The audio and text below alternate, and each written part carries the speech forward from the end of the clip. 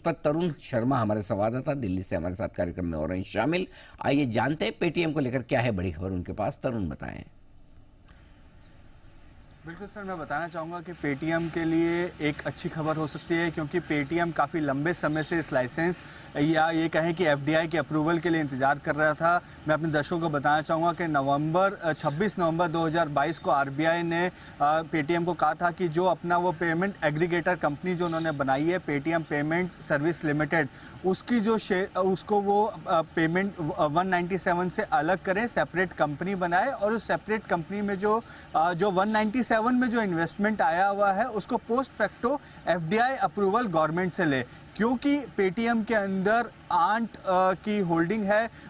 तो इस वजह से ये जो अप्रूवल है वो मिनिस्ट्री ऑफ होम अफेयर्स के पास गया था, क्योंकि चाइनीज़ रिलेशन है। इस वजह से जो भी कंपनीज चाइनीज़ रिलेटेड इन्वेस्टमेंट होती है वो मिनिस्ट्री ऑफ होम अफेयर्स उसको अप्रूव करता है। इस वजह से इस कंपनी को एफडीआई के पोस्ट फैक्टो अप्रूवल के लिए एमएचए के पास भेजा गया था। तो लेकिन अभी तक इनको अप्रूवल नहीं मिल पाया है, लेकिन कंपनी ने 15 सितंबर को वापस अपनी एप्लीकेशन फाइल करी है और उस एप्लीकेशन फाइल में ये कहा है कि जो एंट की होल्डिंग जब पहले एप्लीकेशन फाइल करी गई थी तब करीबन 25% के आसपास थी, और जो अब घटकर 9.90% रह गई है, जो 10% से नीचे है, तो वो सिग्निफिकेंट बेनिफिशियरी ओनर नहीं रह जाते हैं। तो आप हमारी एप्लीकेशन को कंसीडर कर लीजिए।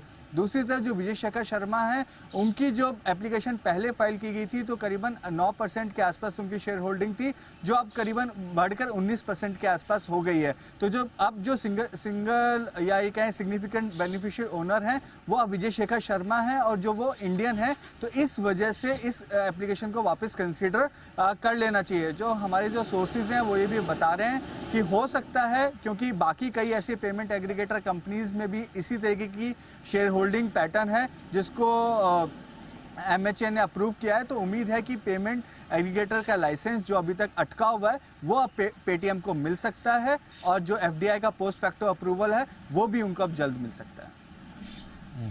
बड़ी खबर आ रही है पेटीएम के लिए सर, और अब खबर पर रिएक्शन भी देखिए, स्टॉक भी आपको मूव करते दिख रहा है।